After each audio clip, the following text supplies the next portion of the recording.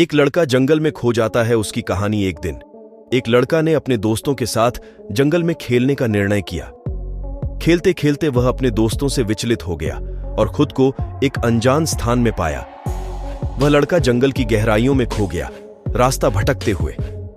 उसने अपनी आसपास की चीजों को ध्यान से देखा ताकि वह अपनी राह को ढूंढ सके। उसने एक उज्ज्वल रात को चांदनी की रोशनी में आगे बढ़ते हुए एक नदी को पाया।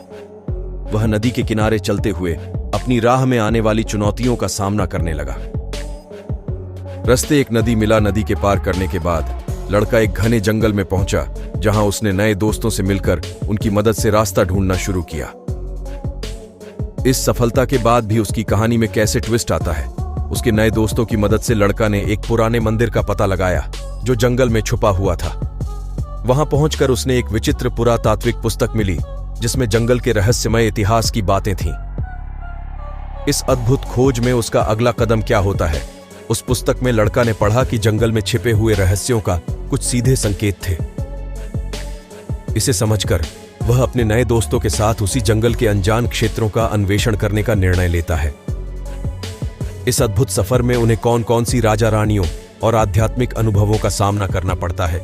जंगल के अनजान क्षेत्रों का अन्वेषण करते हुए लड़का और उसके दोस्त एक पुराने महल का पत्ता लगाते हैं जो वहां छिपा हुआ था।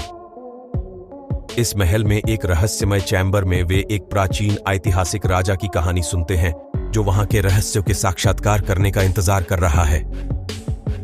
इस समझदार राजा से मिलकर उन्हें जंगल के रहस्यों का सच पता चलता है और उनकी कहानी का अगला मोड़ कैसा होता है। राजा की कहानी से प्रेरित होकर लड़का और उसके दोस्त जंगल में छिपे अनजान सिद्धियों और ध्यान में रहने की तकनीकों का अध्ययन करने लगते हैं। इस अनूठे यात्रा में वे अपने आत्मविकास का सफलतापूर्वक सामना करते हैं और जंगल के रहस्यों को समझने में सफलता प्राप्त करते हैं। इस पूरी गतिविधि के बाद उन्हें अपने गांव लौटने का समय आता है और वह जंगल से नए ज्ञान और अनुभव से समृद्ध होकर वापसी करते हैं।